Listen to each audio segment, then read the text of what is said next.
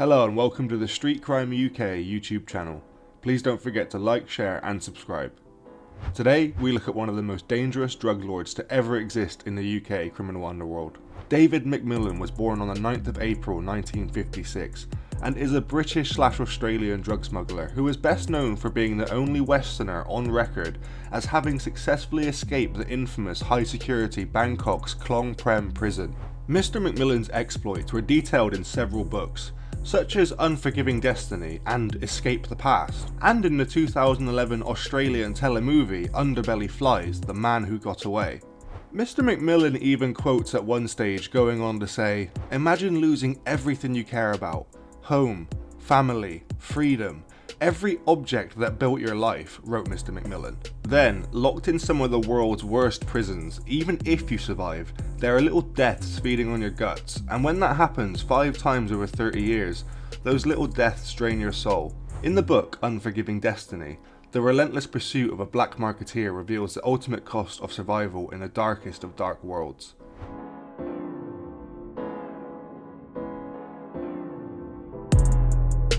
Mr. McMillan was born in St Marylebone, London, England on the 9th of April 1956. Mr. McMillan is the son of John McMillan CBE, who was the controller of Associated Red Diffusion Television, and his Australian wife. After McMillan's parents separated, Mr. McMillan emigrated to Australia with his mother and sister.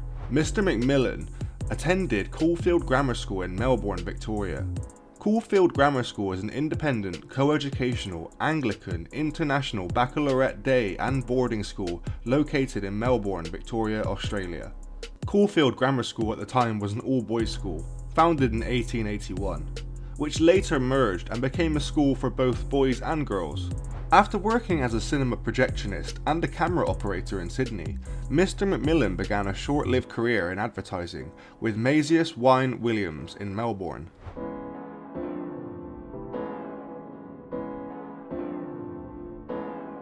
A part-time job at a city cinema introduced Mr. McMillan to the fringes of the criminal underworld, a group of safecrackers who had turned to narcotics when police surveillance curtailed their traditional profession.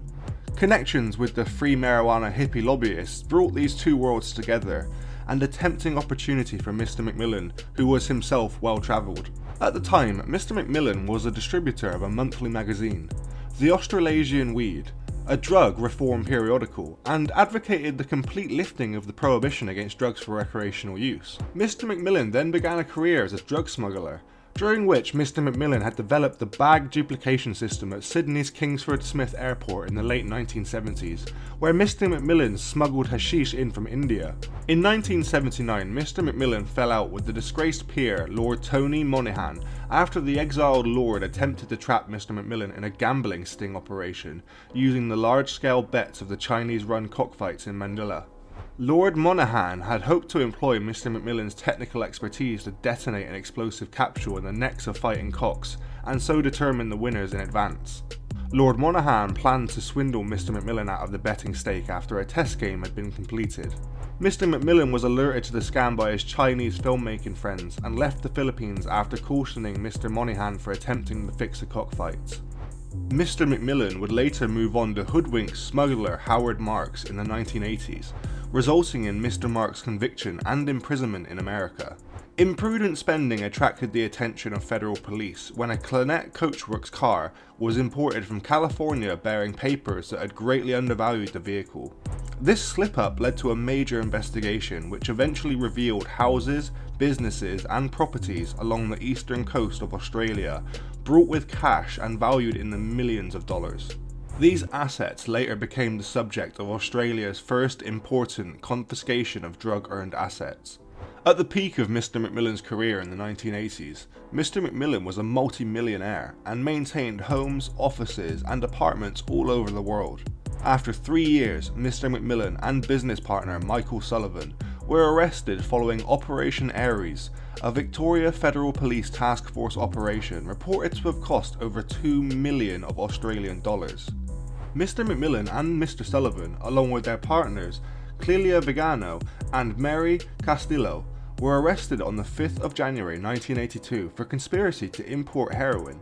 The four had several false passports between them, and stood trial with S. Chowdhury and Brendan Healy on 12 counts of conspiring to import drugs between 1979 and 1981.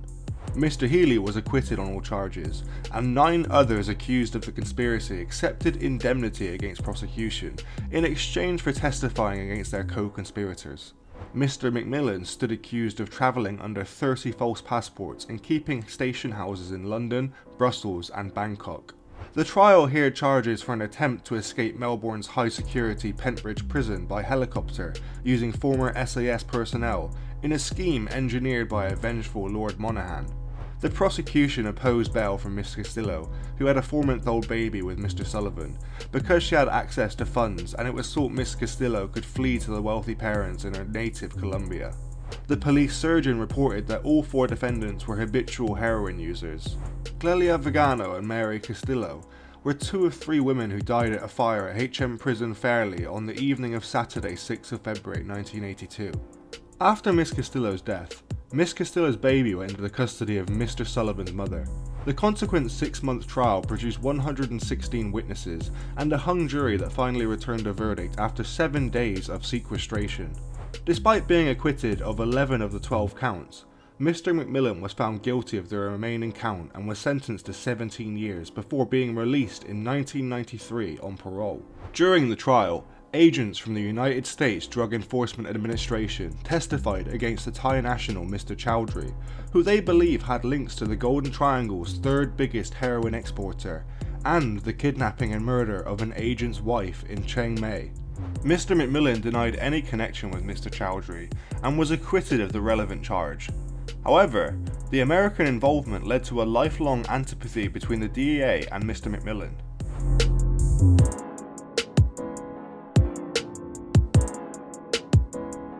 Mr. McMillan, 51 at the time, escaped from the notorious Bangkok Hilton high security prison 11 years ago. 2 years earlier, Mr. McMillan paid $250,000 US Australian dollars in a failed attempt to be helicoptered to freedom from Pentridge Prison in Australia.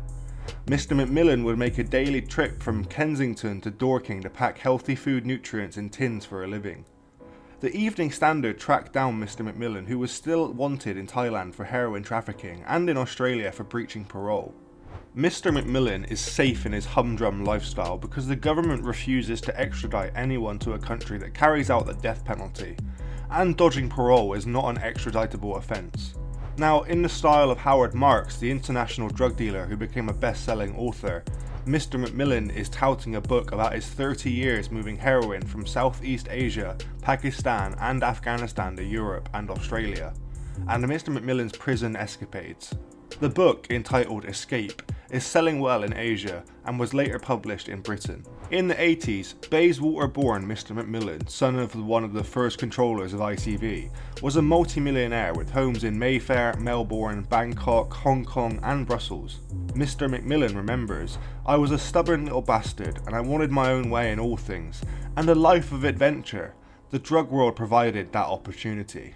But it wasn't until Mr. McMillan stopped planning his own death that he started to plan his escape, writes convicted drug trafficker David McMillan, the only Westerner to have escaped from Bangkok's infamous maximum security Klong Prem prison, which is a high security complex that houses up to 20,000 inmates in squalid conditions.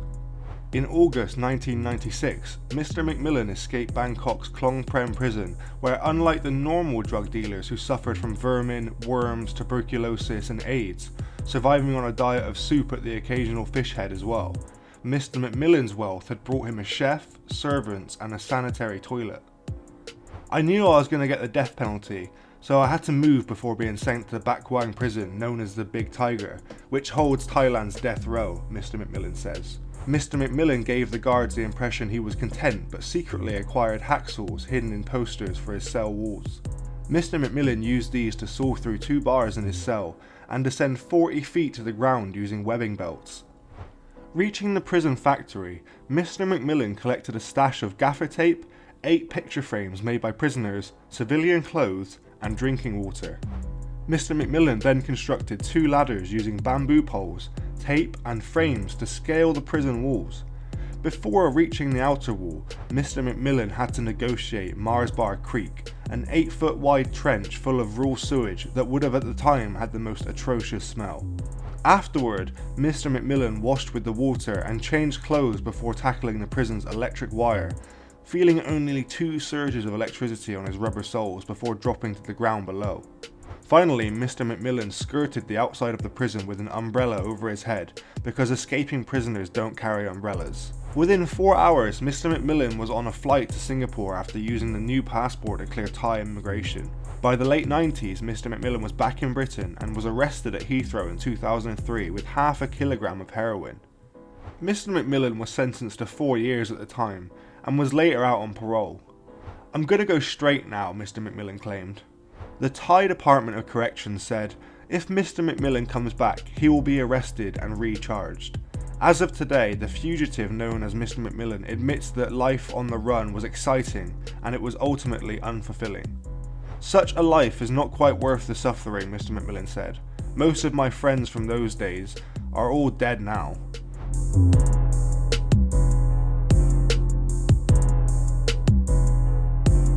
Mr. McMillan travelled to Balochistan, Pakistan, where Mr. McMillan lived under protection of Mir Noor Jahan Magzi of the Magzi clan. Mr. McMillan then began exporting a significant amount of illegal Class A drugs to Scandinavia. Mr. McMillan was later arrested in Lahore, Pakistan, as a result of the confession of a captured courier Mr. McMillan was an associate of. Mr. McMillan was flown to Karachi, Pakistan, and held in Karachi Central Jail until sentencing. This jail maintained a class system for prisoners, through which Mr. McMillan kept servants and private rooms due to the way Mr. McMillan was able to bribe or pay for luxuries other prisoners did not have access to. Due to a financial dispute with the prison superintendent concerning Mr. McMillan's illegal mobile phone, Mr. McMillan was transferred at night to the Hyderabad jail where Mr. McMillan was kept in the dungeons until being rescued by Lord Magzi. Not wishing to add to the existing Interpol warrants, Mr. McMillan returned to Karachi to stand trial, where Mr. McMillan was acquitted by a customs court judge who found that there was no evidence that Mr. McMillan had sponsored the courier, and the government of Thailand had not made representations for extradition.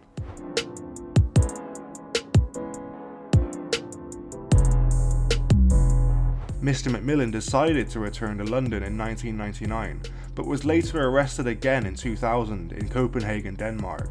Mr. McMillan was arrested at Heathrow Airport in 2002 for smuggling 500 grams of a Class A and served 2 years in prison. Mr. McMillan's Thai warrant for heroin trafficking remained outstanding, as did a warrant for Mr. McMillan in Australia for breach of parole. Mr. McMillan was arrested again in April 2012 in an operation referred to Bromley Police by the UK Border Agency, concerning an ounce of heroin mailed from Pakistan to the United Kingdom. In the consequent trial, an undercover policewoman testified to delivering a package from which 30 grams of Asian heroin had been removed. Mr. McMillan had not opened the parcel addressed to a previous resident and denied any knowledge of the unidentified sender. After a 6-day trial, Mr. McMillan was sentenced at the Croydon Crown Court to 6 years imprisonment for the evasion of the prohibition on importing Class A drugs. Mr. McMillan was later released in 2014. In November 2014, Thailand formally began extradition proceedings against Mr. McMillan in London to have him extradited back to Thailand to serve outstanding warrants against Mr. McMillan. Mr. McMillan was arrested at the request of the Thai government and held at HMP Wandsworth Prison in London. A long-running challenge began at Westminster Magistrates Court headed by defence barrister Tim Quen, QC. Evidence was presented detailing human rights abuses under the rule of the Thai generals who had staged a coup in May of that year, as well as expert evidence on Thai prison conditions. However, Judge Arbuthnot ruled against Mr. McMillan, as did the UK Home Secretary. 2 weeks before Mr. McMillan was sent back to Bangkok, the Thai authorities withdrew their request, stating technical reasons, and Mr. McMillan was released in September 2016.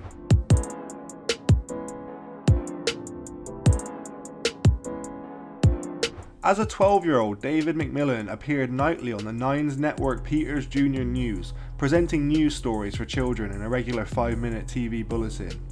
In June 2009, Mr. McMillan appeared as a guest in a 50-minute episode of Danny Dyer's Deadliest Men 2, Living Dangerously, which aired on Bravo TV.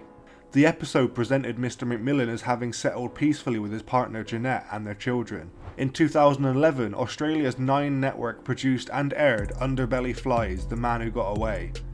The third in the Underbelly Fly series, the film was based on McMillan's smuggling, arrest, imprisonment in Bangkok, and briefly outlined Mr. McMillan's escape from the Klong Prem prison, a Bangkok high security prison where no one had ever escaped.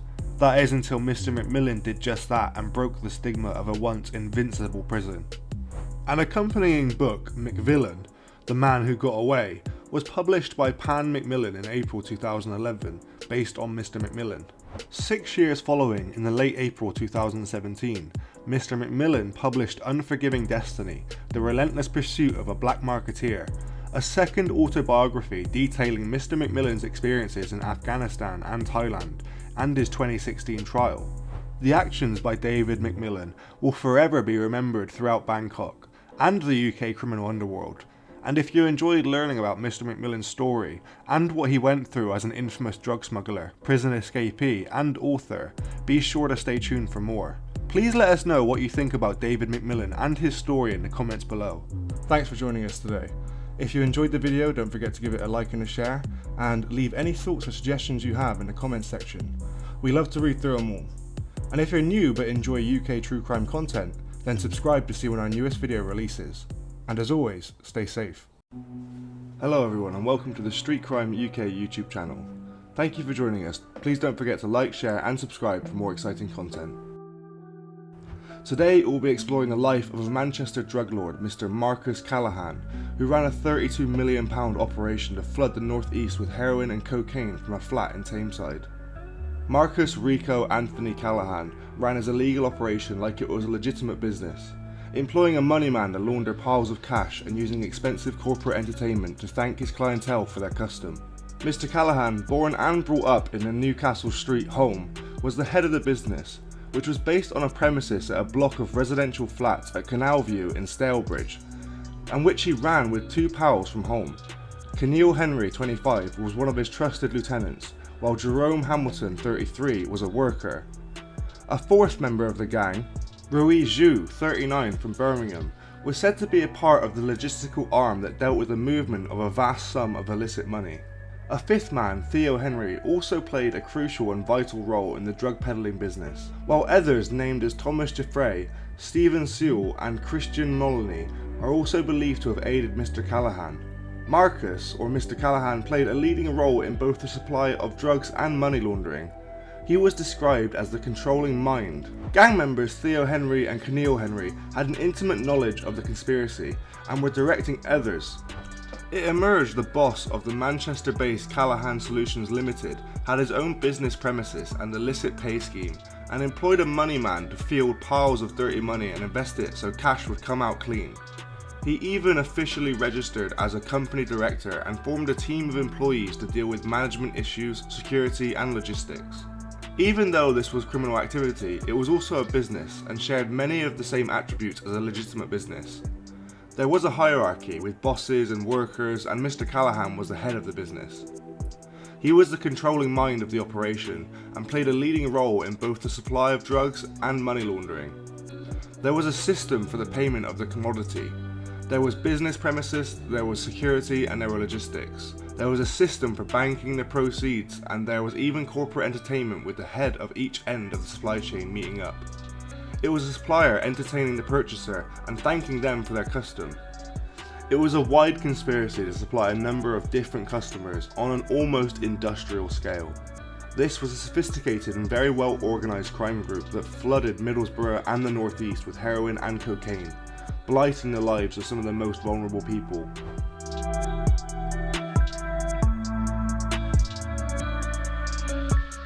A unique attribute of Mr. Callaghan's drug fiasco that sets it apart from other drug peddlers was the way he treated his customers. In a time where customer service was unheard of in the drug world, Mr. Callaghan went to great expense to look after his customers. He booked 3 rooms at the Principal Hotel in Edinburgh for 3 nights to celebrate New Year's Eve in 2017.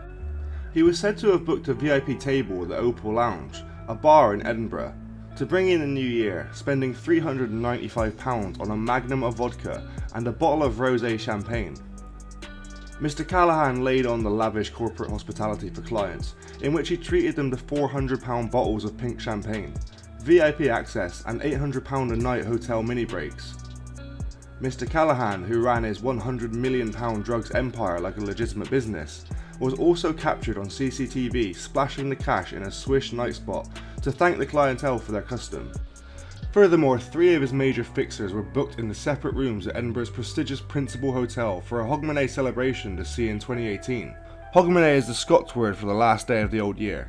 In 2018, where luxury hotel rooms in the Scottish city can cost hefty sums as well. Whilst lining their own pockets, the members of this crime group never gave a second thought to the harm and misery Class A drugs could cause within the larger communities. Members of the drug ring made a considerable amount of money from the enterprise, and while they spent numerous years spending their ill-gotten gains, the only thing they are spending now is a significant amount of time behind bars. Mr. Callaghan had previously been named as a suspect in the murders of 2 hitmen who were shot dead moments after they bungled a gangland execution at a pub in Salford in 2006. Police questioned him after he returned to the UK from his bolt hole in Spain, but it is thought he could not be linked to the shootings, and he later set up his drug enterprise. The Northwest Regional Organised Crime Unit, NWR-OCU, discovered Mr. Callaghan and his associates were supplying millions of pounds worth of drugs to contacts in Middlesbrough and the North East.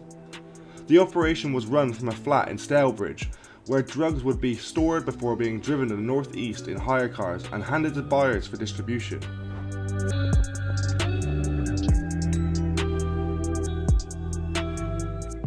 The Gooch Close Gang, also known as the GCOGs, or Gooch Close Original Gangsters, or simply the Gooch in Manchester, is an organised crime group based in Moss Side and surrounding neighbourhoods of South Manchester.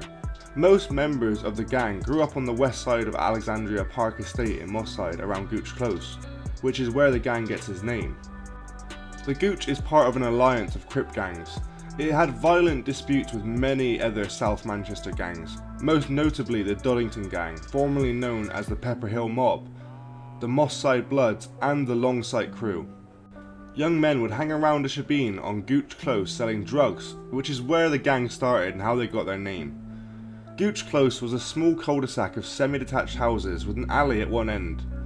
In the mid-1990s, the Alexandra Park Estate was redeveloped and the street was redesigned and had its name changed to Westerling Way. The gangs, while supplying to the street dealers, also tried to ensure that the dealers were protected from other gangs by protecting their territory. Most of their problems occurred when rival street dealers started to move into the territory already controlled by a gang, or when a gang taxed a rival dealer, a move seen as damaging street credibility and respect. The gangs in South Manchester, including the Gooch Gang, were made up of mostly first and second generation British West Indies and Caribbean heritage members, whose grandparents came to England from the 1950s onward. Around the same time as the Gooch Close Gang was becoming known around the city, the Pepper Hill Gang were also starting to emerge, taking their name from a pub on the east side of Alexandria Park Estate. When the pub was closed down and the gang targeted by police, they reformed around Doddington Close and would go on to become known as the Doddington Gang. In the late 1980s and early 1990s, the Pepper Hill Gang were involved in a gang war between Moss Side and the Cheetham Hill Gang from North Manchester. The Gooch often brought and sold drugs with Cheetham Hill Gang, and the Gooch had close ties to Cheetham Hill, with the cousin of Cheetham Hill Head being a leading figure in the Gooch. The Pepper Hill Gang thought this was helping the enemy. The Pepper Hill Gang declared that nobody from South Manchester was to have dealings with Cheetham Hill. This angered the Gooch and a fierce war erupted, dividing the Alexandra Park Estate in half, with the Gooch on the west side and the Pepper Hill on the east side. Although the gang war was centred around Moss Side, young males from neighbouring areas would be drawn into the conflict, resulting in a number of deaths and regular shooting incidents in South Manchester throughout the 1990s and 2000s. By the mid-2000s, the Gooch had grown to become a vast gang, made up of a number of smaller offshoot crews based around South Manchester. The most notable of these being the Longsight Street Soldiers, Old Trafford Crips, Rusholme Crips, and the Fallowfield Mad Dogs. These gangs would carry on the rivalry with the Doddington and Longsight crew into the 2000s.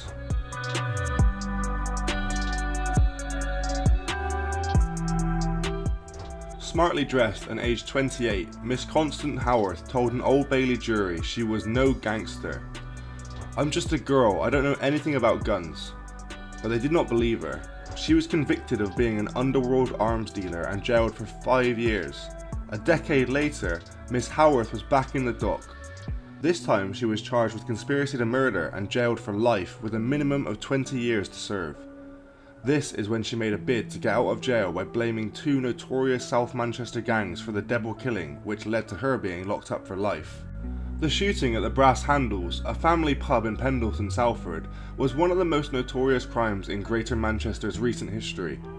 15.5 years ago, 2 men were shot dead, Richard Austin, 19, and Carlton Alvanga, 20, having been sent to the pub to assassinate a man drinking inside, before being overpowered and killed with their own weapons.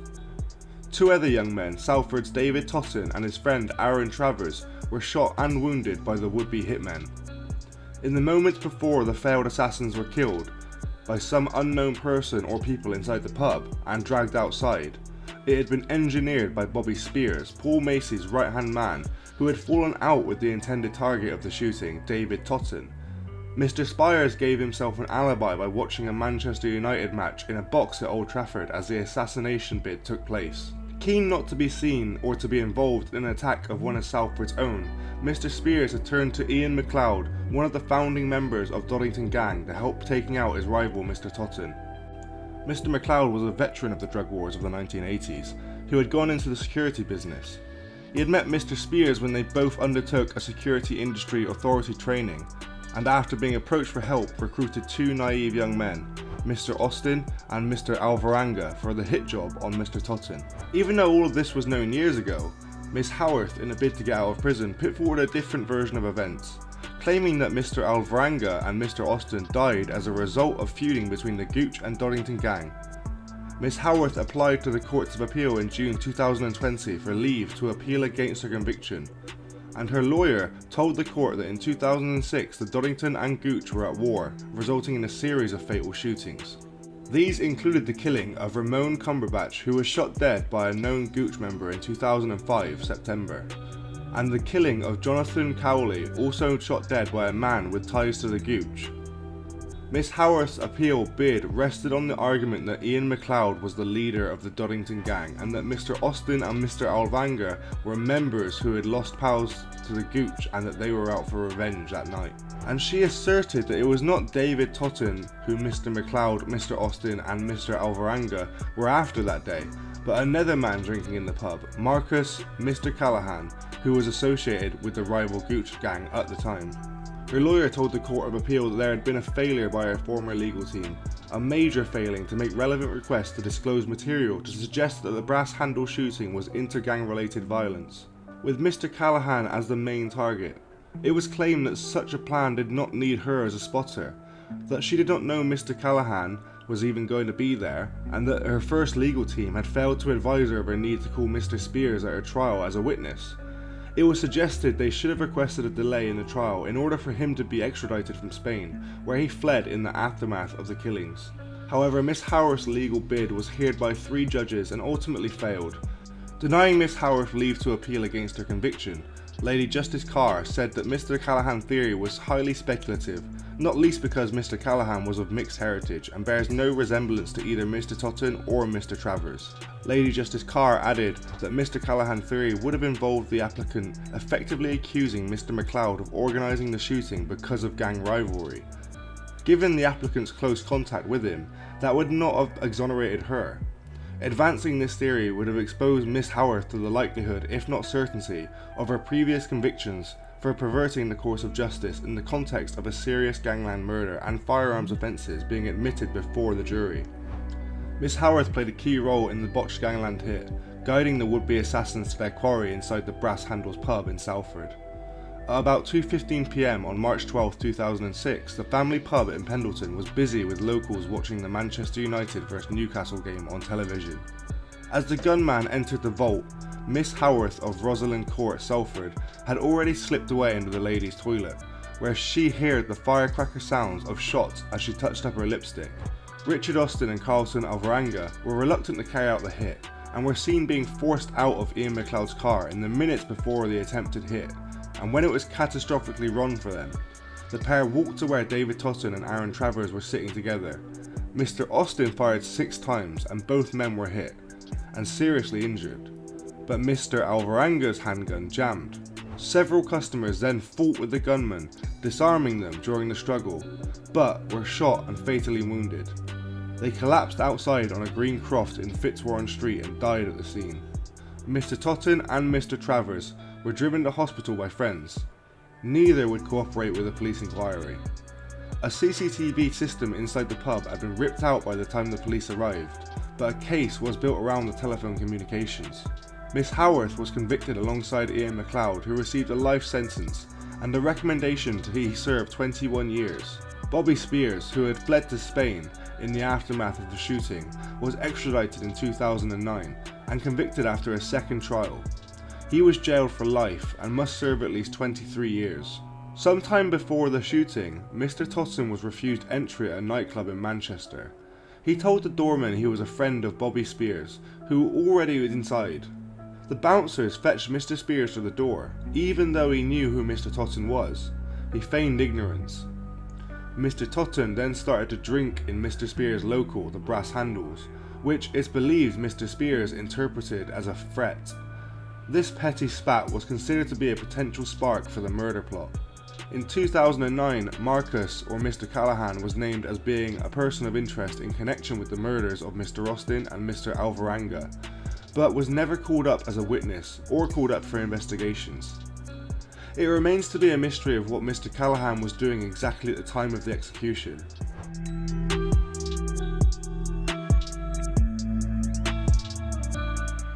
The racket was smashed thanks to detectives who spent weeks following his gang. Police had been keeping Mr. Callaghan's gang under surveillance and detained one of his couriers in rush hour traffic on the A19 near the North Yorkshire market town of Thirsk at 5 PM on February the 2nd. The courier had earlier made a series of drug runs to the northeast of England in June, July and August in 2017. Mr. Zhu, who was watched by police as he transferred a bag containing £400,000 in drugs money into an Audi TT before heading south on the M56. He was arrested at Knutsford Services. Following that, police seized heroin, cocaine and cannabis with a total street value of £32 million. When police raided 2 potential properties linked to the operation at Canal View on February the 4th, officers uncovered the heroin, cocaine, 40 kilos of cannabis and £200,000 in cash and debtors lists. They also found an 8-point drug dealer's instruction manual which stated change car every 3 or 4 weeks, change numbers every 2 weeks and spend £500 on phones and numbers, all tactics to try and stay ahead of police. The to-do list also said clean both gaffs, a reference to both apartments at Canal View, while it was also urged at the reader to lock up, chase debts and stay off-grid. Finally, it referred to a France job, although the full and true nature of this job was never actually established. During another search at Canal View 2 weeks later, police also found a 9mm short Ingram Model 11 machine pistol, more commonly known as the Mac 11. They also found 51 rounds of ammunition as well as more drugs hidden behind kickboards in the kitchen. Keneal Henry also made a series of trips to the northeast in June, July and August 2017. He was said to be acting as the behest of Theo Henry and Mr. Callaghan to deliver significant quantities of drugs to Geoffrey in the northeast. But police swooped on Keneal Henry at 5 PM on February 2nd as he was driving a Fiat Tipo, which was said to be heading to the northeast. Inside the car were 12 kilos of cocaine and 13 grams of heroin, which had a wholesale value of more than £300,000 and a potential yield of more than $4 million when sold on.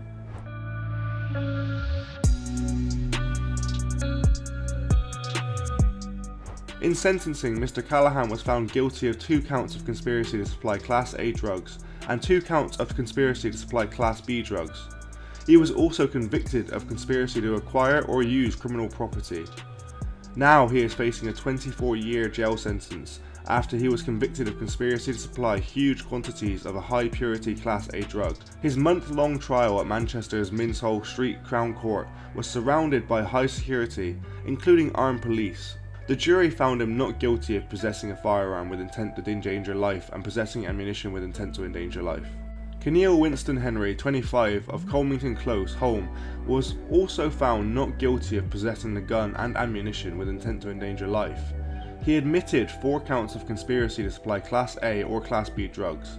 He also pleaded guilty to acquiring or using criminal property.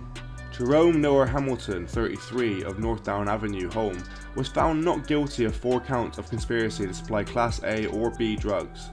The Crown offered no evidence against him on the gun and ammunition charges, and not guilty verdicts were recorded, but the jury found him guilty of acquiring or using criminal property. Ruiz Yu, 39, of Graham Street, Birmingham, was found guilty of using or possessing criminal property. Thomas Jaffray, 33, described as the head of the Middlesbrough operation, and who was caught on CCTV with Mr. Callaghan at the Opal Lounge, was jailed for 13 years and 4 months. Theo Henry, 30, of Newton Heath, Manchester, who admitted conspiracy, was jailed for 21 years. 3 Middlesbrough men, Stephen Sewell, 38, Christian Moloney, 33, and Richard Llewellyn, 34, pleaded guilty to drugs offences at an earlier hearing to the involvement in the racket. After the case, Deputy Inspector Jason Pye from the North West Regional Organised Crime Unit said, "Today marks the end of a very long but successful investigation into one of the biggest drugs operations in the North. Officers spent hours poring over the footage of this group and watched as Marcus or Mr. Callaghan strictly ran his business, mirroring more legitimate enterprises." Mr. Callaghan denied being boss of the gang, claiming he was a local manager or caretaker who provided a safe house. Sentencing Judge Martin Rudland said, "This is a crime at a very high level, and anybody who spends any amount of time in these courts will appreciate the devastating effect that controlled drugs have upon individuals. Communities are blighted by the actions of those who, in order to feed their addictions, commit crimes. The consequences for those who supply drugs in their quest for gain will be severe." Mr. Callaghan is now serving his sentence at the Category A prison Belmarsh, having been convicted for leading a lucrative drugs conspiracy. From a small gated residential complex at Canal View, Stalebridge, Mr. Callaghan ran an operation described as being on an almost industrial scale. He and his fellow conspirators in Greater Manchester and in Tameside have now all been locked up, bar one who faces sentence tomorrow. As well as funneling wholesale quantities of drugs to dealers out of the region, Mr. Callaghan's gang sold closer to home with references to Rochdale and other areas of Manchester in documents found. The crimes committed by Marcus Callaghan would never be forgotten about in the UK criminal underworld. Thanks for joining us today. If you enjoyed the video, don't forget to give it a like and a share, and leave any thoughts or suggestions you have in the comments section. We love to read through them all. And if you're new but enjoy UK true crime content, then subscribe to see when our newest video releases. And as always, stay safe. Hello and welcome to the Street Crime UK YouTube channel. Please don't forget to like, comment, share and subscribe. The UK has been home to many infamous and notorious criminals throughout its history. Many dangerous criminals have made a name for themselves in the mean streets of the UK criminal underworld. Today, we look at a villain who lived a life of crime but managed to turn it all around and become a successful businessman. And in doing so, has left us with some very valuable knowledge to be able to pass down to the younger generation. Royston Henry Shaw, or Mr. Roy Shaw, was born in Stepley, London on the 11th of March 1936. Mr. Shaw has created various names for himself in multiple industries, including real estate, literature, media, business, and possibly and most prominently, fighting. In his early life, Mr. Shaw had grew up around a working class family. However, Mr. Shaw wanted more for himself and had made an early approach to the life of crime, involving himself in criminal activities when he was only still a very young man. It was reported that a young Mr. Shaw had started committing crime around the very early 1960s. Mr. Shaw had found himself growing up and around others who also went on to become legendary UK criminals. Growing up around such influential individuals, it does not come as much of a surprise that Mr. Shaw had also found a way to the upper echelons of UK crime. In his autobiography, Mr. Shaw states that he was bullied a lot when he was at school and had a lot of problems dealing with his peers. However, after his father passed away when he was only 10 years old, Mr. Shaw had enough of the bullies and eventually began to react to them with violence rather than using other methods. At a young age, he had realised that he was a lot stronger than the other kids, and he even quotes that he thought God had given him a gift. After years of being bullied and dealing with some of the most traumatic incidents at his school, Mr. Shaw took up boxing and fightings as one of his most main considerable hobbies. By the age of 16, Mr. Shaw was a boxing champion at his school, and he had already won one of his first titles at the Royal Albert Hall. As he transitioned throughout his life, Mr. Shaw worked multiple jobs, all of them ultimately leading to a dead end. Mr. Shaw couldn't find anything that stuck, and he never stayed at any of them long enough for it to become more than just a part-time job. Eventually, Mr. Shaw was recruited by the army in Colchester. Mr. Shaw was a large, muscular man, and he played the role very well. However, it was at this point in Mr. Shaw's life that his uncontrolled temper and hate for the system first comes to life, and it was to cause him some very serious issues. Being unable to deal with his anger management problems as a child, Mr. Shaw had allowed himself to be riled up by the army officers, who demanded the strictest and highest authority. Whilst Mr. Shaw was taking part in his national service, he had gotten into an argument with another officer who called over his commanding officer. The officer then approached Mr. Shaw with a smirk on his face. Mr. Shaw believed that the officer was trying to intimidate him or humiliate him, and so when the officer got closer, he punched him in the face. This physical confrontation, and many more like it, is the reason why Mr. Shaw was to end up having to serve the majority of his national service in the army's prison, being one of his first times that he faced incarceration throughout his life, but not nearly the least or most severe. Following his incarceration, Mr. Shaw was dishonourably discharged from the army. There are many more acts of violence that we will see throughout Mr. Shaw's life. As a young man, Mr. Shaw was in serious need of someone to try and help him control his anger, and try and control the sheer brute strength that he possessed. It was starting to become clear that Mr. Shaw was indeed facing some very serious issues of anger management, and was compelled to attack people rather than deal with his own internal issues, or voice any concerns that he may have had. From a very young age, Mr. Shaw was known as a physical fighter, and not somebody who would solve an argument with his words very often. However, Mr. Shaw had always managed to live his life this way because he was a large man, who nobody else could seem to overcome. So when he faced a challenge, and especially when it came to a physical strength challenge or fighting, Mr. Shaw was simply uncontrollably violent, and there was nothing nobody could do about it. Mr. Shaw was now out of the army and sent back home. It was also now that he decided to make a living in crime, and began to find his way back into the UK criminal underworld. Throughout the next 4 years, he engaged in acts of various crimes, some without seemingly any planning, and just based off sheer exhilaration. On one occasion, Mr. Shaw and a friend robbed a house without any planning and assaulted the male victim in both front of his wife and his children, something that he said he later regretted being part of later on in life. However, this speaks volumes of the terrifying acts Mr. Shaw was willing to commit without any pre-planning. It also shows that, as an active criminal, Mr. Shaw really had no sympathy or empathy for any of his victims. Mr. Shaw was arrested for the crime and sentenced to more time in jail, but this time he managed to escape his prison cell and embark on yet another adventure. After his involvement in a string of petty robberies and violent assaults, including the assault of a doctor and stealing his car, Mr. Shaw had found his way back to London. At this point, Mr. Shaw wanted to begin his journey into professional boxing. But however, since he was still on the run from police, and the officers were looking for him, he resorted to fighting under an alias name to remain hidden from any unwanted attention.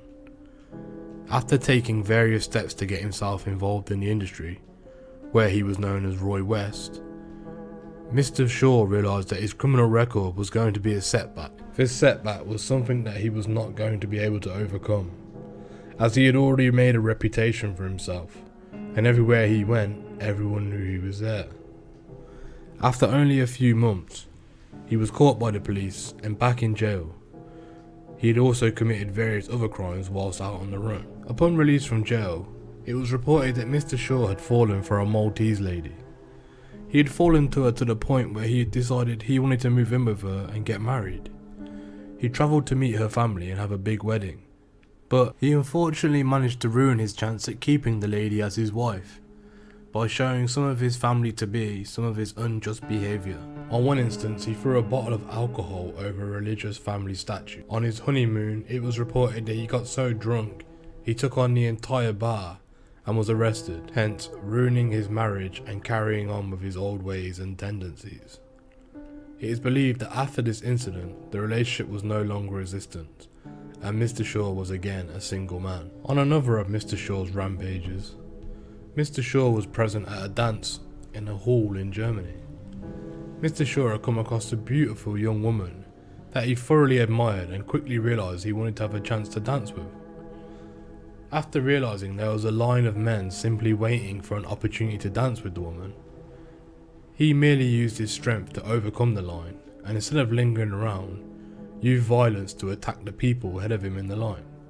Mr. Shaw skipped the entire line and made his way over to the now very frightened young lady. This act of violence was only calmed after the police were called and had their guns raised at Mr. Shaw. In his autobiography, Mr. Shaw even claims to have punched a commanding officer in the face following this encounter. In 1963, Mr. Shaw was part of a group that pulled off one of the largest armoured truck robberies in England's history. This group executed such an elaborate robbery that most of the people involved in the crime were incarcerated. The goal of this armoured truck robbery was to break into the armoured truck driving around with large amounts of liquid money. This money could then be split immediately and they could all part their own different ways. More than £87,000 was stolen during the robbery, which was quite a tremendous amount of money during the 1960s. Mr. Shaw was reportedly caught after only a few days when he was noticed driving around in a new Mercedes-Benz sports car, which he had bought straight away with the cash, all fraudulent money. It did not take the police investigators very long to track where this fraudulent money had come from and tie Mr. Shaw to the recent bank robbery. Only a few weeks after being caught for this, he was jailed and sentenced to 18 years behind bars. After all, this was one and still is one of the biggest armoured truck robberies in England's history. And to this day, none of the cash that was stolen has ever been recovered.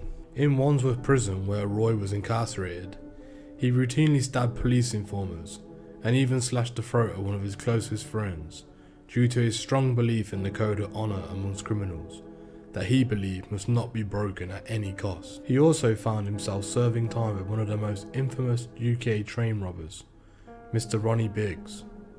Mr. Biggs offered Mr. Shaw the chance to become involved in a plan they had to escape the prison. The plan had been put together by Mr. Biggs's gang, and if Mr. Shaw had prepared to put in £10,000 of his own money to cover the part of the costs that were needed to escape, he could join in. However, Mr. Shaw declined. He only did this because he realised after his calculations, he did not have enough money at that time to survive on the outside, especially whilst being on the run. However, Mr. Shaw never got to stay long enough to see his friend escape prison. Mr. Shaw had already been moved to Parkhurst after a series of vicious assaults, and this was before Mr. Biggs's escape had taken place in 1965. He did, however, keep in touch with Mr. Biggs and visited him in Brazil many years later when he was released and Mr. Biggs was still on the run.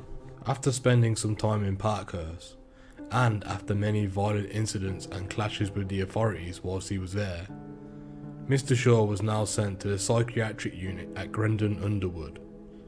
But as prison staff also found out there, they could not control Mr. Shaw and his extremely violent temper, which was described by staff at Grendon Underwood as vicious and uncontrollable.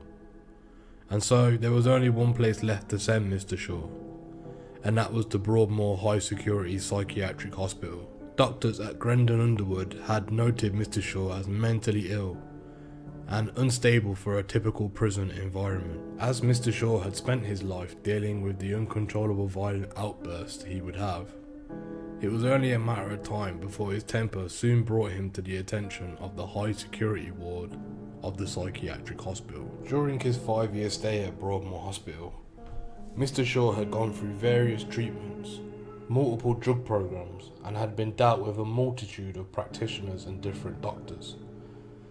Mr. Shaw was diagnosed with having a mental illness and was subject to the hospital's say and judgment in treatments that he should have to help him recover. Mr. Shaw has had much to say about the treatments he endured while at the hospital and the environment that he was put in. Mr. Shaw stated that he has always hated the system and claimed that the system will never beat him. He explained that he did not respond well to being kept under such severe constraints.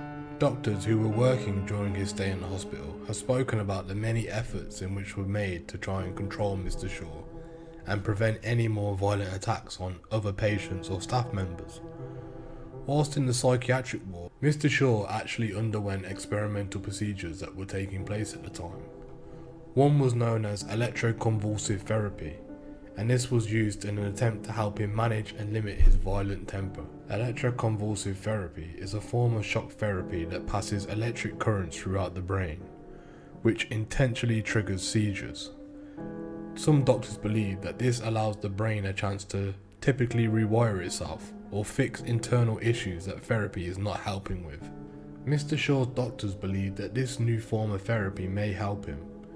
It may help control his anger issues and allow his brain time to revamp and function differently. This type of therapy is now only used to treat very severe forms of depression and is not provided to patients unless it is seen as the only possible option left. The doctors who were dealing with Mr. Shaw during this phase of his life have come out to make quite a few comments about his actions and his character while they knew him.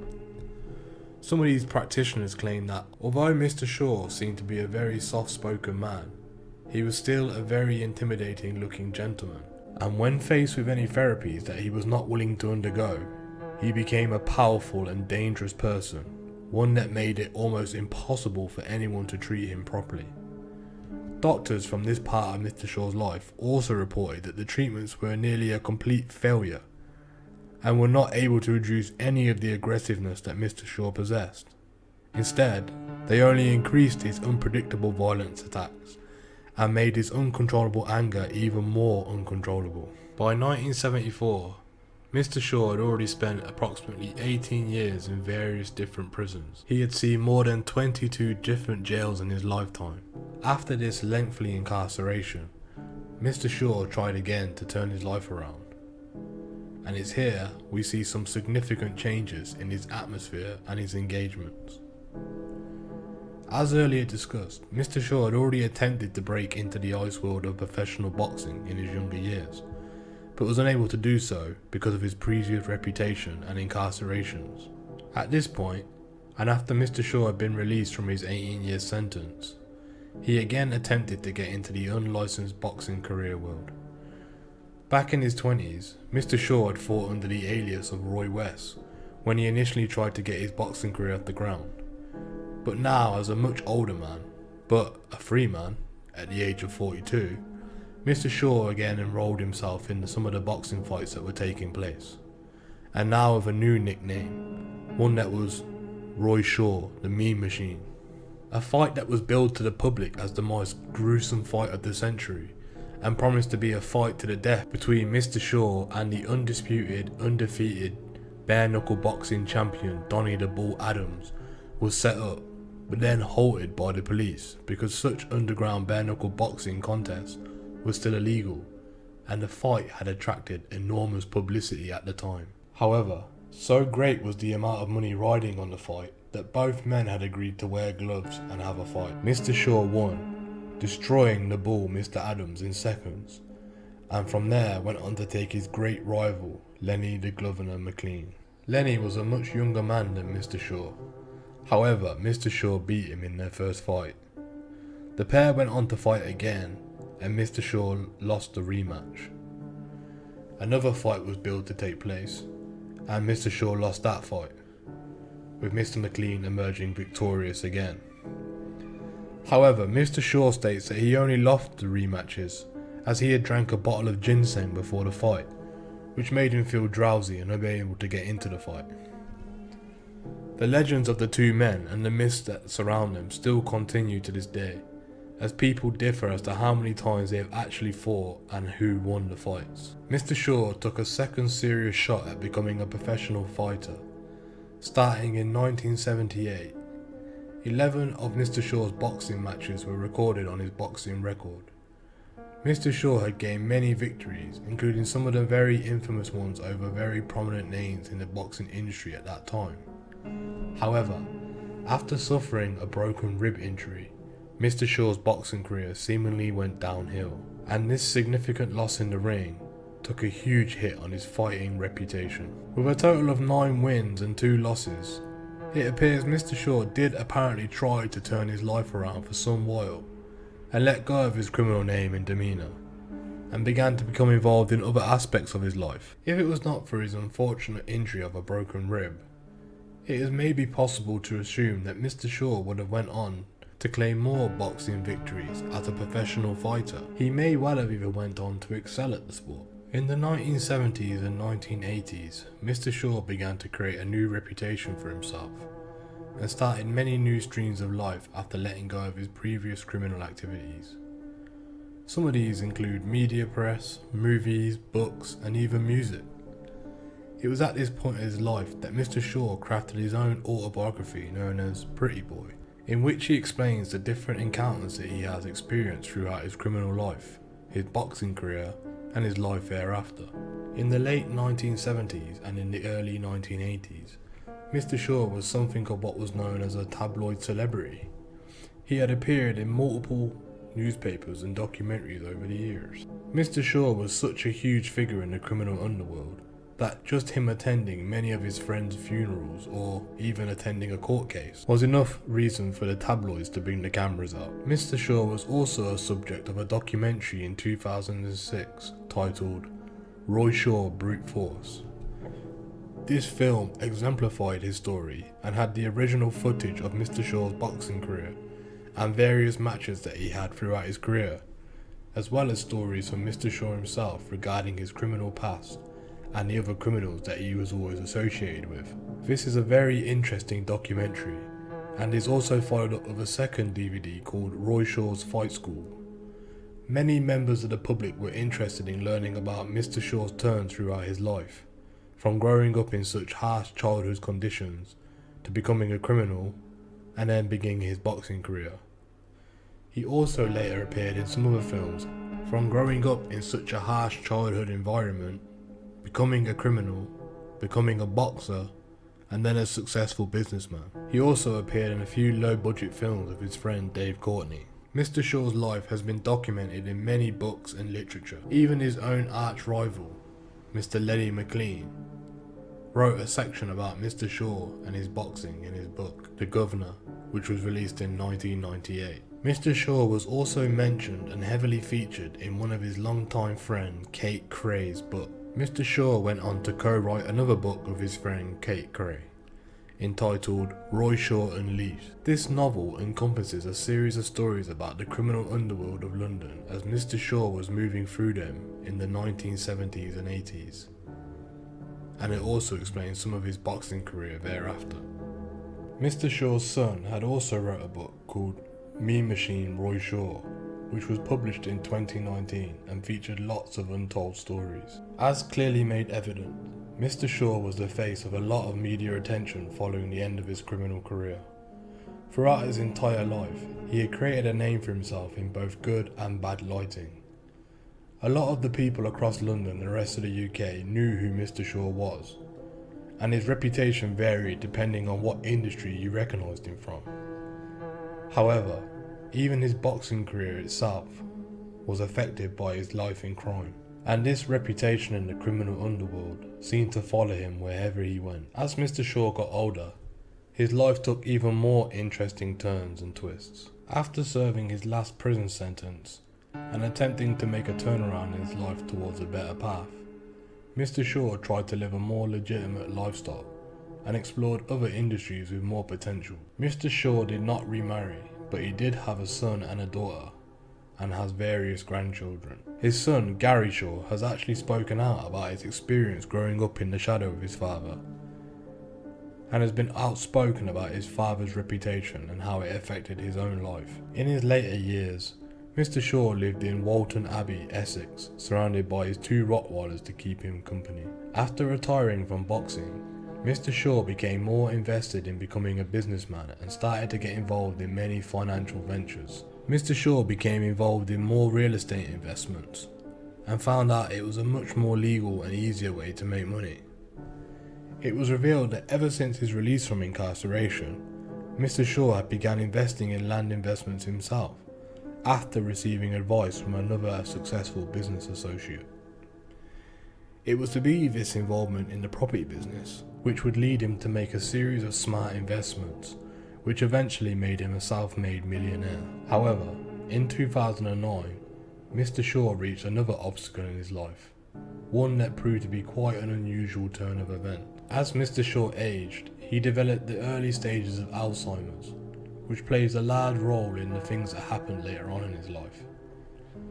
In 2008, Mr. Shaw had sold some of his highly valued land in Chadwell Heath, which is an area in North East London.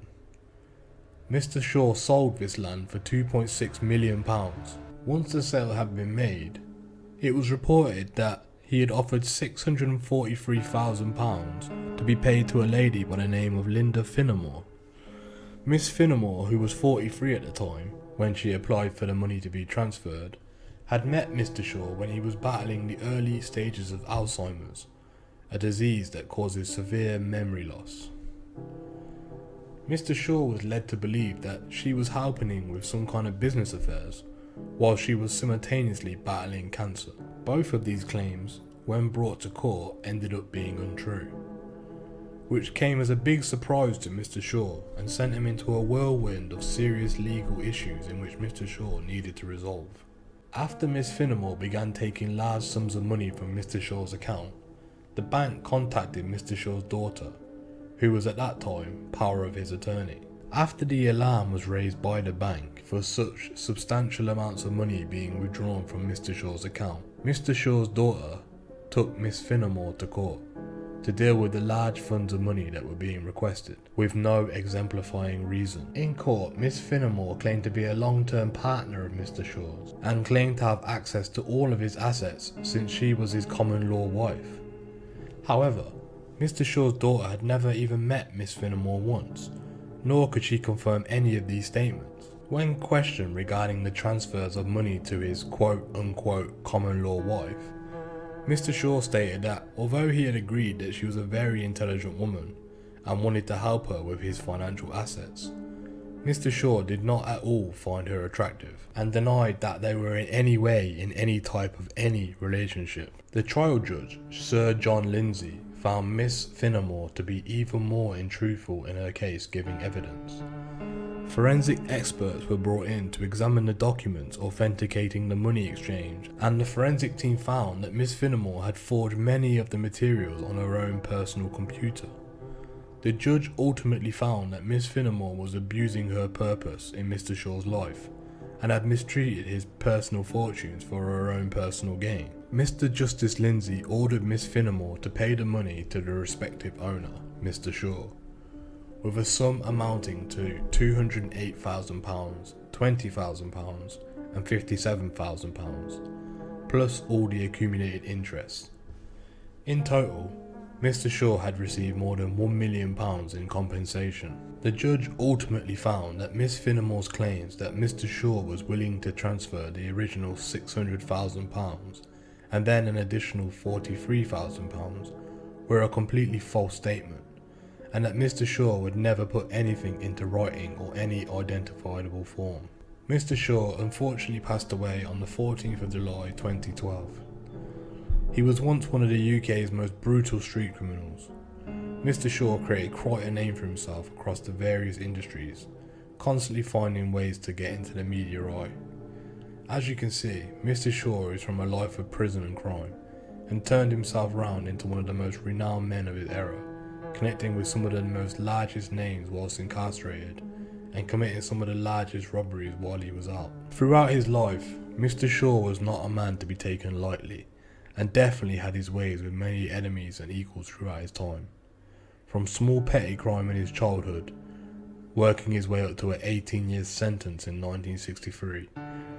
Mr. Roy Shaw is one of the UK's most prominent street criminals with an extensive record to show that. After his life of crime, he turned to fighting and boxing, where he was able to put his brute strength to use and try and create a new fame for himself. After his career in boxing, he created a respectable property portfolio and specialised in landowning, where he was able to make huge profits and live the rest of his life as a successful businessman. Mr. Shaw lived a life full of turns and twists and definitely did not follow suit or fail to take life wherever he wanted. The crimes committed by Mr. Shaw will never be forgotten in the UK criminal underworld.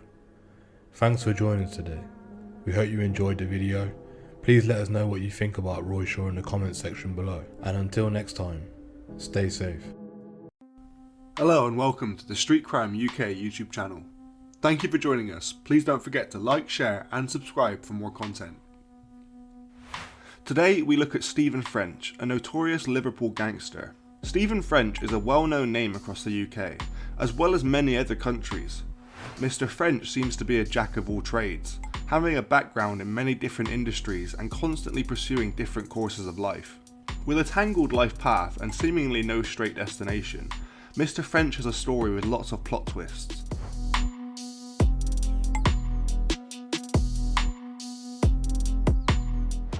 Stephen French began his rise to criminality as early as 1972. Since then, Mr. French has been involved in a variety of crimes, such as petty theft and robbery, all the way to severe burglary and assault claims. This UK gangster has brought other people into the world of organised crime as well as faced various charges throughout his lifetime, and spent numerous years in jail. The question is, what did a life of crime turn him into, and where did he end up today? Growing up in the 1960s, Mr. French did not have an easy childhood, nor was he able to be supported by a good family life at home. At an early age, Mr. French was removed from his family when it was discovered that his mother was not able to take care of him and his 4 siblings. Mr. French grew up in a town called Toxteth, a small inner city near Liverpool. While the elder 3 of his siblings were able to be put in the foster system after the family separation, Mr. French and his younger sibling were placed in a different type of care home because of their race. This unfortunate separation and discrimination may well have played a role into his deterrence from a normal life. The separation resulted in them growing up in a form of an orphanage, but under terrible conditions. Mr. French recalls that after meeting with a psychiatrist on many occasions, he ended up remembering suppressed memories from this part of his childhood. These are memories your brain hides on purpose because they cause damage to you at the time, so remembering them is hurtful and suppressing them helps you to feel better. Mr. French recounts that his care home was later shut down in the 1980s. During this shutdown, there were also about a dozen employees charged and tried for cases of physical and sexual abuse toward the children they tended for. From here on, Mr. French was involved in many activities of petty criminal activity during his childhood. Mr. French grew up with a very negative view of life, and also the idea that money was hard to come across. These 2 factors are commonly seen in the upbringing of soon-to-be criminals. A lot of teens that end up joining the world of street gangs don't have supportive families to rely on at home, and are commonly in dire need of money. As you can see, Mr. French was in a situation where both of these things were true for him, which as you can imagine cannot be easy to handle. Although this is no excuse for somebody to turn to the world of crime. This might explain what had happened to evolve such a life for him. For example, as the saying goes, both nature and nurture play a role in our lifetime's development. The environment you place a child in is almost always related to how their life ends up, and based on how he was raised, he was not put in a very good situation to make a life for himself. Interesting enough, aside from his life of street crime, Mr. French was also a professional mixed martial arts fighter, known as the Warrior. Mr. French had the record of being an ex-champion. He also had somewhat of a reputation in the film industry, and many TV appearances through 2008 to around 2019. He seems to have been well known in other industries, and not only for his gangster name that seemingly followed him wherever he went. Throughout the 1970s and 1980s, when Mr. French was between his teenage years, he faced numerous charges and was already engulfed into the street gang life of petty crime. At this point, he was now involved in street criminal activity such as theft and house burglary. Mr. French has actually written a book about this, outlining the early stages of his life and how he spent his teenage years beginning to be involved in the gang activity. Since he was left without a support system at such a young age, we can assume that this is what led him into joining a street gang.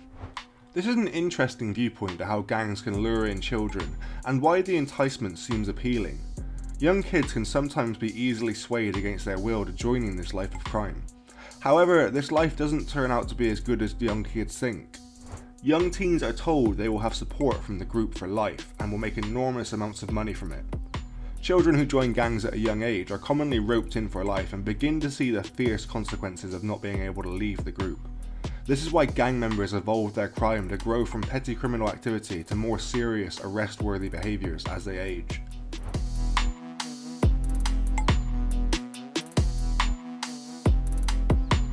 As the state of the drug business continued to prevail in Toxteth, Mr. French evolved and his behaviour grew with the times. With what he saw as an opportunity for fortune by abusing the people who had money to pay for drugs.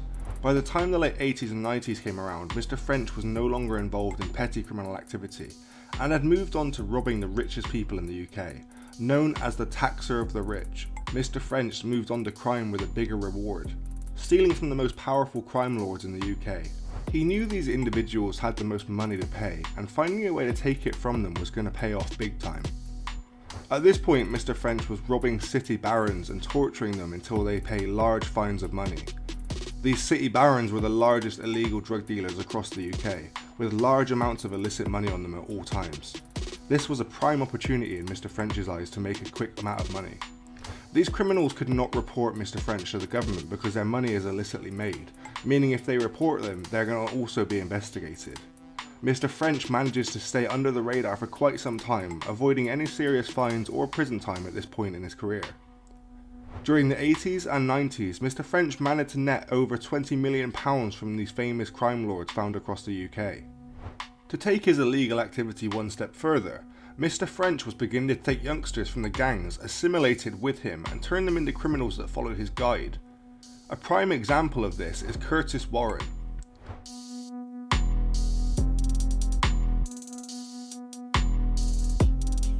Curtis Warren began his career in gangster crime under the wing of Mr. French, who taught him his techniques and gave a way to make his own money across the streets. Mr. Warren ended up being named one of Britain's biggest drug dealers, actually titled as one of the richest men in the UK in 1997. Mr. Warren advanced his career from street crime and created a worldwide web of trafficking, generating huge amounts of illegal money that would end up leading him to some serious jail time. Once this network across the world was detected by authorities, Mr. Warren was put behind bars after failing to pay back £198 million. French pretty much brought up to one of the UK's most notorious criminals, who to this day is still in prison. It is clear to see that Mr. French has had a building career of crime since his early childhood. This again speaks on the ability of gangs to take a young child without a good support system and convince them to rely on illegal activity to make their way in life. Mr. French's story doesn't get much better from here, only starting to spiral downwards into worse activities that end up landing him in some jail time.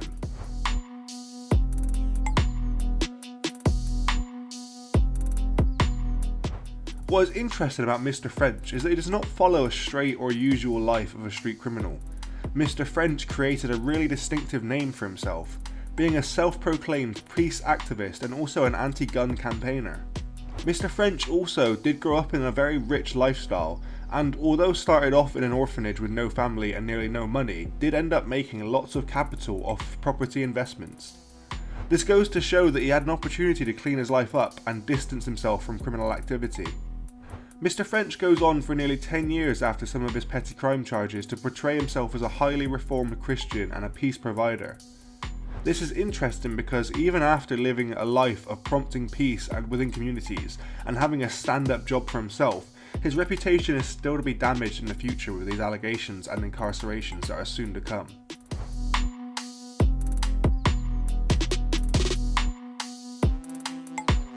This nice guy reputation does not last for very long, and continues to be broken apart when his crime stories return to the media yet again. Once he moved on from petty burglary and car theft, Mr. French ended up in some more serious situations. In 2009, Mr. French was tried and put in jail for 3 years after being caught possessing a knife and threatening one of his business associates with a fake firearm. This incarceration is one of the first events leading up to the rest of his jail time and charges that are pressed later on in his life.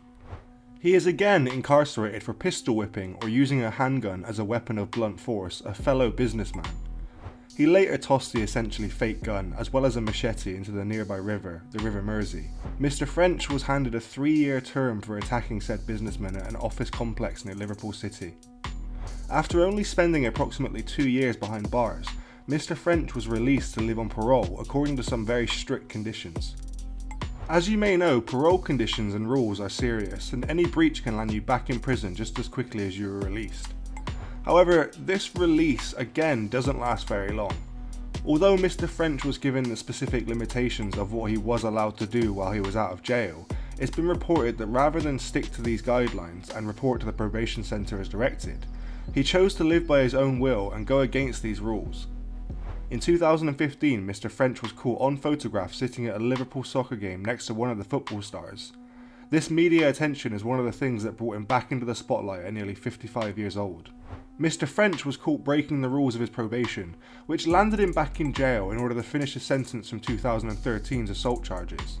This is another time when the media attention was almost fully set on him, exemplifying how he continued to switch back from a life of crime to a life of being a peace campaigner. Nobody could understand the constant changes in direction. After serving the rest of his sentence in 2013's conviction, Mr. French again stayed out of the media eye for the next few years. However, if you've been following the story so far, you can probably guess that this isn't the end yet.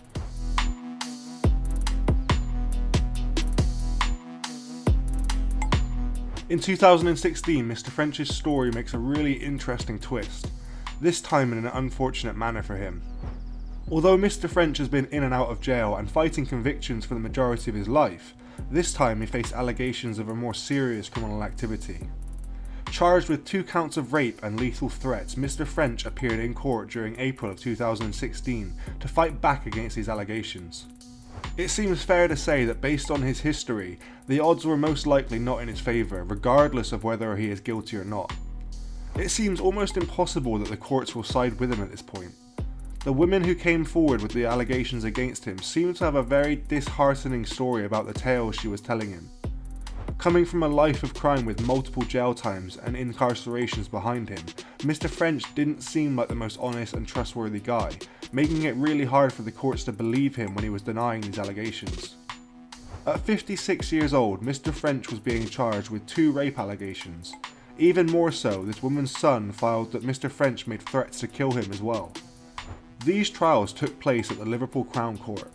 The son had heard an argument between Mr. French and his mother happening in the house.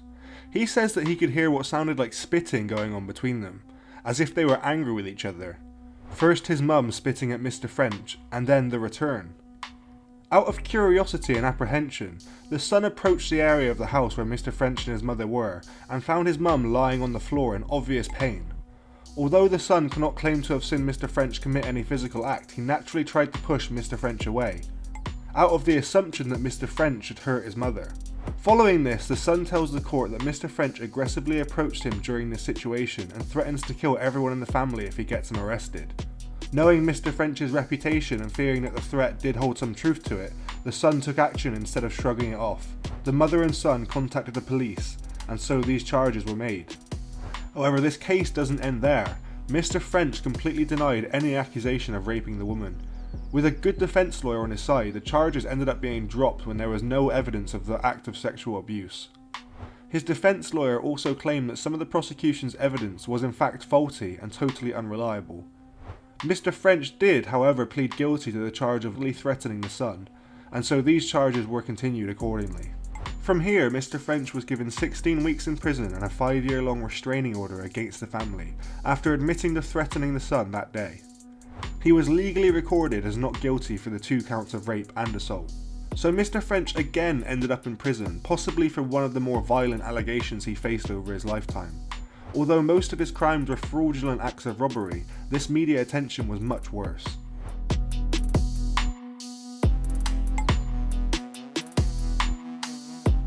Now finished with his most recent sentence, Mr. French has again returned to his character of a reborn Christian, running anti-gun campaigns and peace protests. Known as the fighting preacher, French seems to be trying this more devout path of life and possibly straying away from the street crime and gangs. However, this does not seem to be the first time he has taken a break, since his life route is far from being normal. Many individuals have gone public with their statements and thoughts about Mr. French, stating that coming out of a life of crime is difficult to do. Although Mr. French may very well want to live a normal life and forget about his younger, less modest days, these demons are not so easy to let go of. A big issue spoken about on his behalf is the amount of people looking to cause some harm to him. After all, he stole from and tormented so many big-name criminals back in the time of illegal activity that it seems he will forever have to watch his back. The so-called devil could very well have a genuine desire to live opposite to how people know and remember him, but this could prove to be difficult. Mr. French is known as an advocate for anti-gun violence despite his past, as well as being a supporter of the Christian religion. Mr. French is now devoted to living his life to helping others, which includes showing young people why they should stay away from the life of crime. In many of his interviews, he discusses how he uses his own experiences to teach people to stay away from organised crime. No matter your living conditions, even with a life in and out of prison, he seems to act quite as an advocate for being on your best behaviour. On another strange note, Mr. French also frequently discusses the difference between his crimes and the crimes we are seeing happening now. It is as though he believes his form of criminal behaviour is somehow above others, placing himself as one of the better robbers and thieves in history. He often discusses how his form of crime was to rob someone, tie them up and walk away with the money in his pocket. This in comparison to today's world, where we see more of gun violence and unnecessary killings. It is indeed an interesting comparison, but not something that's unheard of from old school criminals who think of themselves above these younger criminals who perform almost identical acts. This is especially true for Mr. French, as he does have a history of charges against him for assault and violent cases in his younger days. However, if we are to take a look at where he is now, Mr. French seems to be living almost his normal life, or a life as normal as it can be for an ex-criminal with such a deep history. It's not every day that you see somebody with a background such as himself be able to broadcast themselves as being a person with such high values and a peaceful reputation. Seemingly bouncing back from crime to a heavy religious life, and even leading peace protests and civil rights movements. Mr. French has been involved with a lot of high-level criminals throughout his lifetime, and some who may always have bad blood towards him. Regardless of personal opinion on Mr. French, he has been through a lot throughout his life, and gained so much experience that he is now able to tell his story and help those who might be growing up in a similar circumstance as himself to find a way to change or take a better path. We hope Mr. French is able to continue spreading his knowledge to the younger generation and is able to stay focused and not get drawn back into the criminal underworld. The life and crimes committed by Stephen French will never be forgotten about in the UK criminal underworld. Thanks for joining us today. If you enjoyed the video, don't forget to give it a like and a share, and leave any thoughts or suggestions you have in the comments section. We love to read through them all. And if you're new but enjoy UK true crime content, then subscribe to see when our newest video releases. And as always, stay safe.